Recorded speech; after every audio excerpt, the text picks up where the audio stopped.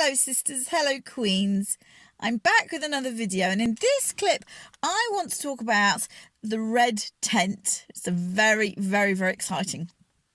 So some of us who have plugged into our Heart Maidens Sister Circle Facebook page will have automatically been invited to our own version of the red tent on Messenger online, and we run that once a month at the full moon. So you are welcome to come. As long as you're part of our Heart Maidens group, you'll be invited, and you are welcome to participate as much or as little as you want to in that. And it's perfectly fine to dip in and out. It's perfectly fine not to do it at all. But obviously we would love you to participate as much as possible, because it all helps us grow, which is what we want. So it's fantastic. So I want to talk a bit about the red tent and where this concept of the red tent really comes from. And some of you may be familiar with the book called The Red Tent, and there is actually a film by the same name called The Red Tent. And really the concept has been explored by that lady to really help us understand. I think it's really helpful for us to understand what the red tent is. And there is in fact a red tent movement getting off the ground, both in America and in the UK, very small at the moment, where groups of women are gathering. And that is what our hearts are, to be gathered together. So this is totally where I'm at. So I'm going to tell you a little bit about some of the history to do with the red tent. All right. So in ancient times, you know that tribes of people were very nomadic, in the sense that they moved from place to place, and they looked after their cattle and their livestock, and they literally went where crops were and food can be sourced and things like this. So they would all en masse as a community pack up the tents and move place to place, very nomadic.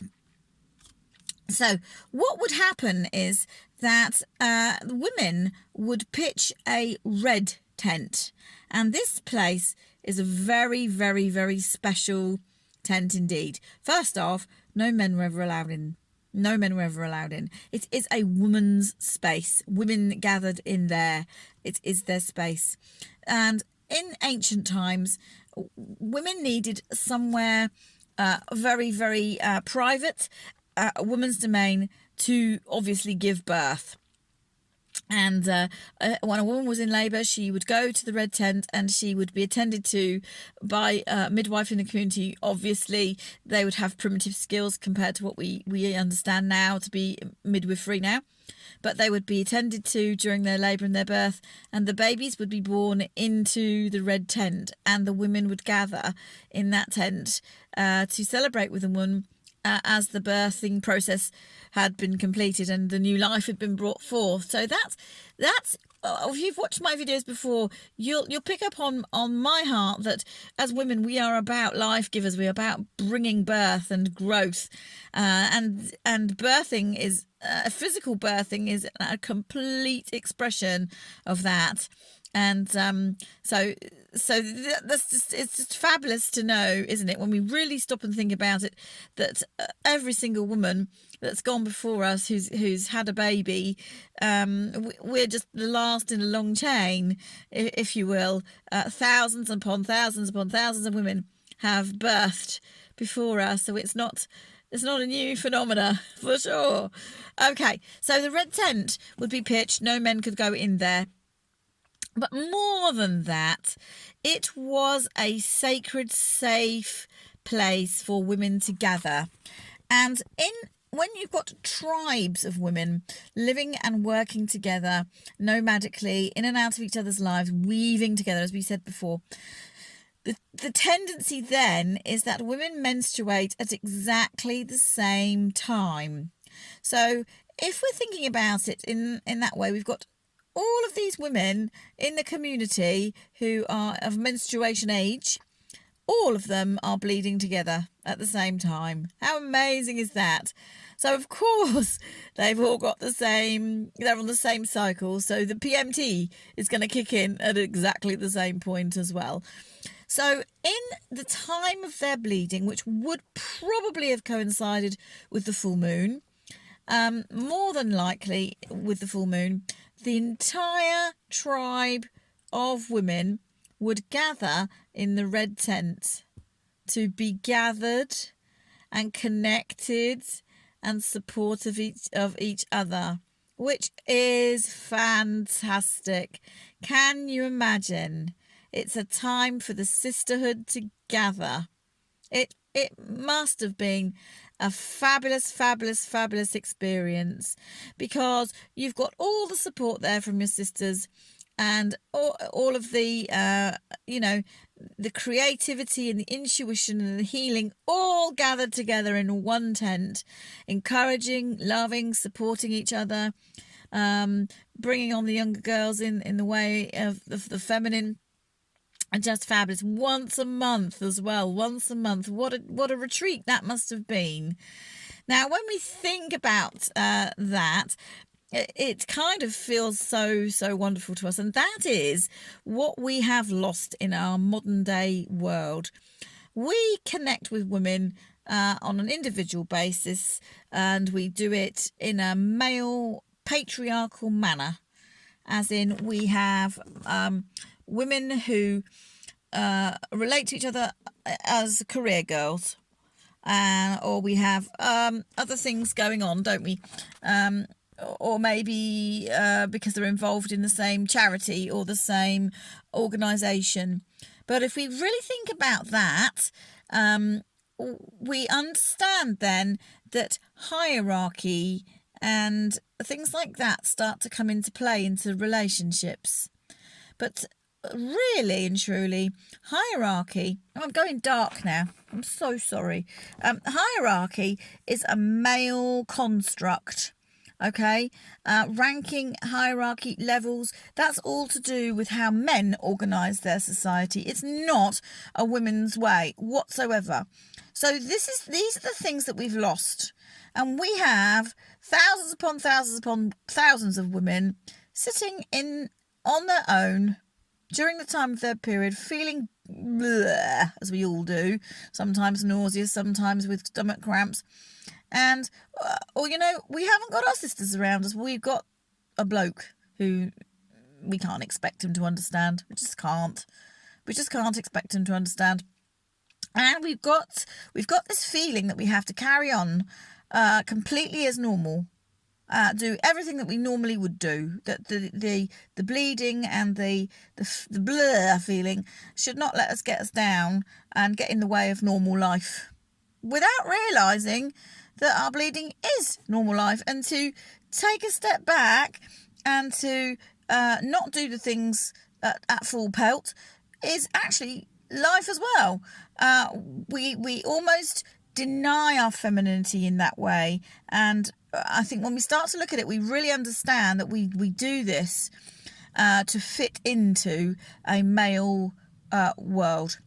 And it's time now that we really think about how we could perhaps do things differently, because it's time to reclaim this gathered sisterhood. This is what I've been talking about in every single video that I've ever done, and will continue to do so. But one of the ways we can do that is by reclaiming our red tent space in whatever appropriate way that looks in the 21st century. So this red tent is a very, very special place. Women would gather. They would share their creative skills. They would be intuitive to each other and their situations. It means that women gather. It would have been a community. It would have been a legal thing for them to do. They wouldn't have been able to sit at home even if they'd wanted to. And it is tied in, unfortunately, it is tied into some religious ideas about a woman being unclean at her time of bleeding as well. I want to just put that aside, because we don't believe that's true. In our 21st century minds, there is no place for that, and I want to make that really, really clear, that there is no place for considering a woman unclean when she's on her period. Not at all. It's just abhorrent. Unfortunately, though, in the ancient times, that was a consideration. Okay, but I do believe that the women made the best of it, and how wonderful it would have been to gather in this tent and it acts as a safeguard. Can you imagine if a woman was being abused by her man in her tent? It means that she's gathered with her sisters and they can see what's going on. She can't hide away. He can't hide her away. She has to go. And it's going to be very obvious, isn't it, very quickly, that that's the case. So it acts as a protection, and it acts as a celebration. So when our young girls started their periods, a menarche, it's called, a ritual or a ceremony would have been performed to welcome them into the sisterhood, and we've lost that too. And that's something else we need to really think about reclaiming. When a woman gave birth or newly pregnant, that was celebrated. And obviously, when a woman finally was menopausal, and it was very obvious that she had finished her menstruation time for good, that is also celebrated and rejoiced. And the older women, the wise women or the crones, I prefer the term wise women, it just sounds nicer, would have been very revered in the society, and they would have been the ones who would have been the mothers of the tribe, and really giving this spiritual guidance to the younger women.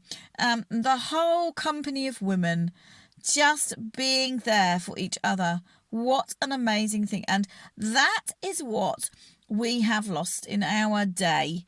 And that is what we need to get back, a sense of this. So it's very, very difficult to know how that can be achieved in our context. But that doesn't mean we shouldn't try it. Now, there are red tent groups springing up from all over the shop, all over the different countries. So what we need to do is we need to actively start our own, and that's what I've done through starting up the Heart Maidens, to encourage everybody else to start. There's no reason at all why we can't start our own group in our own location, 4 or 5 very close women every month. As I say, we have our own online version of it.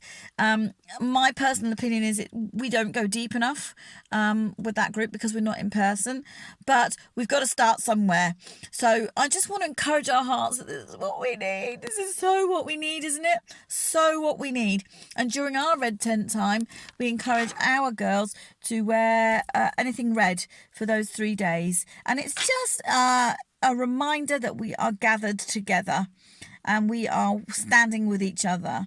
And just at the full moon for 3 days to wear red as a kind of a solidarity, a statement to tell our hearts we are gathered, because we are not physically in each other's presence.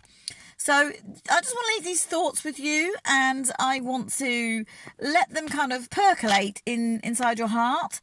And let's open up the discussion about how we're going to move these ideas forward, because we can see that it's so needed.